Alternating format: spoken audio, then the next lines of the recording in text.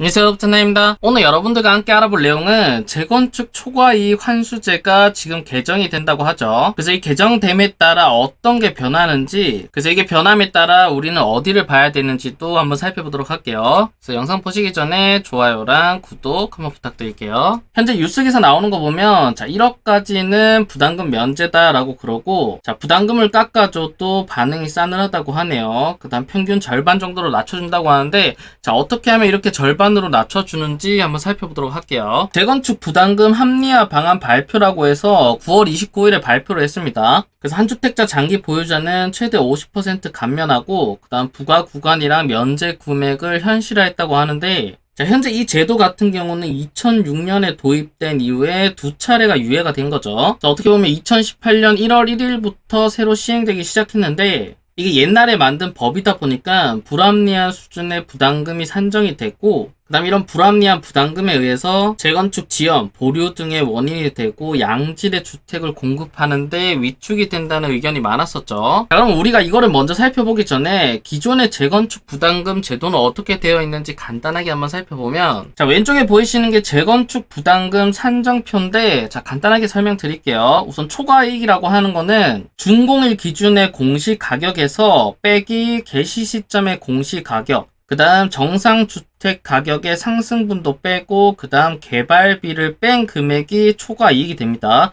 그래서 이렇게 나온 초과 금액에서 부가율을 곱해서 최종적으로 재건축 부담금이 확정되는 건데, 간단하게 예를 들어보면 더 쉬운데, 지금 재건축 추진하고 있는 아파트가 완공됐을 때 금액을 30억이라고 할게요. 근데 이게 추진이 승인 때 가격은 얼마였냐면 5억이었다고 합니다. 그 다음 이게 추진이가 되고 완공될 때까지 한 10년 정도 걸렸는데, 10년 동안 주변 아파트들도 한 10억 정도 올랐다고 해요. 그 다음 이 아파트를 짓는데 개발비가 인당 한 5억 정도 들었다라고 했을 때, 이걸 계산하면 얼마냐면 30억에서 10억, 5억을 빼면 초과이익이 10억이 나오는 거죠. 그럼 10억에다가 이 부가율을 곱하는 건데, 현재 부가율 기준이 어떻게 돼 있냐면 지금 이렇게 돼 있습니다. 그럼 지금이 10억이니까 1억 1천만원 초과액의 50%죠. 그럼 8.9억의 50%니까 거의 4.5억에다가 2천만원 더한 금액, 한 4.6억 정도 내는 거를 재건축 부담금이다 라고 합니다. 그래서 여기 지금 과표 세율만 봐도 현실적으로는 너무 촘촘하게 되어 있죠. 그 다음 말 많았던 이 재초안 합헌에 대해서는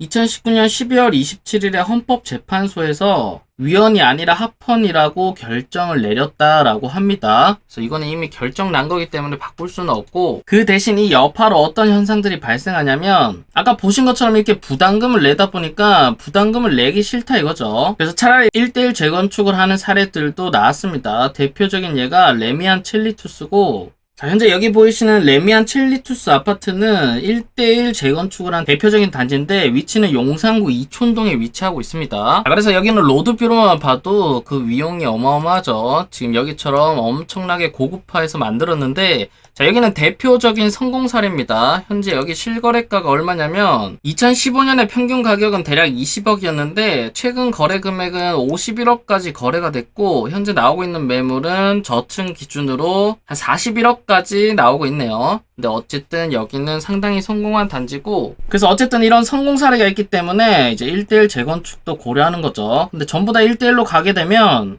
사회적, 경제적인 측면에서 바람직하지 않은 거죠. 왜냐하면 기존에 살던 사람들만 계속 살게 되기 때문인 겁니다. 그래서 지금 이렇게 발표했는데, 그럼 정확히 어떤 게 바뀌었는지 한번 살펴볼게요. 가장 첫 번째로 부가기준 현실화를 했습니다. 기존에는 2천만원 단위로 3천만원 이하 면제, 2천 단위로 계속해서 부과해서 1억 1천만원이 초과하면 50%를 때렸는데, 이거를 지금 1억 이하는 면제시켜주고 7천만원 단위로 해서 3억 8천만원이 초과하면 50%를 내는 걸로 바꿨죠. 이렇게 바뀌면서 당연히 전체적으로 부과되는 금액이 줄었다라고 알고 계시면 될 것 같아요. 그다음 두 번째는 부과 개시 시점을 조정하는 건데, 기존에는 여기 추진이 구성 승인 시점이랑 준공 시점을 기준으로 했다라고 한다면 이거를 조합 설립 인가 시점으로 바꿨습니다. 이게 별거 아닌 것 같아도 정말 큽니다. 왜냐면 이걸로 효과를 보는 단지들이 어디냐면 바로 기존에 이미 승인 난 곳들 중에서 추진위와 조합 설립이 차이가 많이 나는 곳들은 이걸로 인해서 금액대가 엄청나게 많이 줄어드는 거죠. 그 다음 두 번째는 뭐냐면, 자, 최근에 조합 설립 인가 나는 곳들도 당연히 수혜를 받는 겁니다. 왜냐면 시장 분위기상으로 지금이 주택 가격이 거의 최고점이다라고 생각하고 있기 때문에 지금 조합 설립 인가를 나면 개시 시점에 가격이 높다 보니까 상당히 좋은 거죠. 이것도 한 가지 예를 보여드리면, 자, 신반포 4차 재건축 아파트를 보시면 추진이 승인 날짜가 2013년 12월입니다.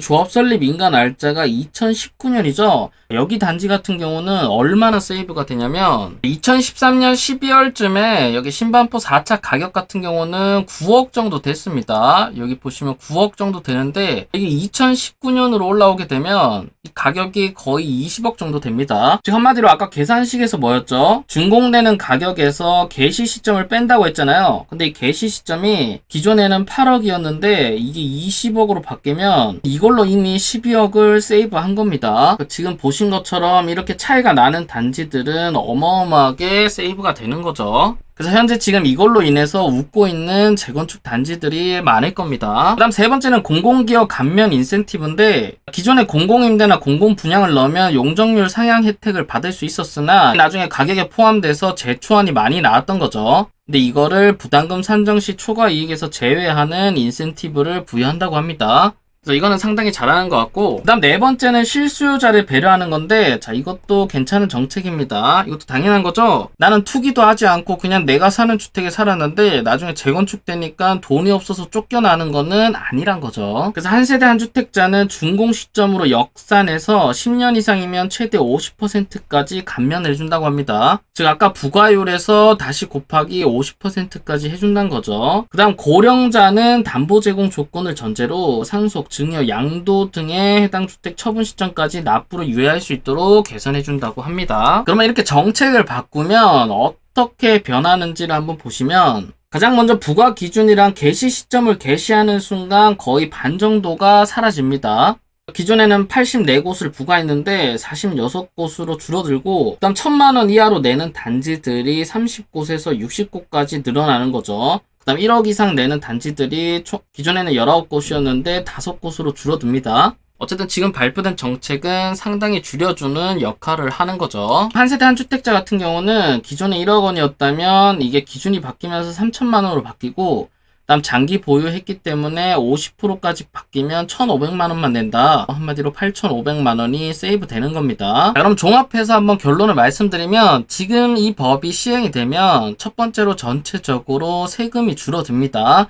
어쨌든 상당히 좋은 거죠. 이거는 재건축 사업에도 좋은 거고 투자자들한테도 좋은 겁니다. 다음 두 번째는 기존의 한 주택자 실수요자는 재초안 부담금이 대폭 완화된다고 하니까 내가 실제 거주하면서 여기를 투자하실 분들한테도 상당히 좋은 거죠. 그 다음 세 번째로는 이제 우리가 지켜봐야 될 곳들도 봐야 되는 거잖아요. 그걸 어떻게 보시면 되냐면 자, 부과 시점에 따라서 재초안이 줄어들 만한 곳들을 살펴보시면 좋습니다. 자, 이미 승인 난 곳들 중에서는 아까 제가 보여드린 것처럼 추진이랑 조합 설립 기간이 차이가 많이 나는 곳들, 즉 가격, 최근에 가격대가 많이 올랐죠. 최근에 끼어있는 이런 곳들을 살펴보시면 좋고, 나 두 번째로는 최근에 조합 설립이 날 곳들, 즉 현재 분위기상 지금이 최고점이라 생각하기 때문에 지금 기준으로 개시 시점을 받아 놓으면 나중에 준공 때도 많이 깎이는 거죠.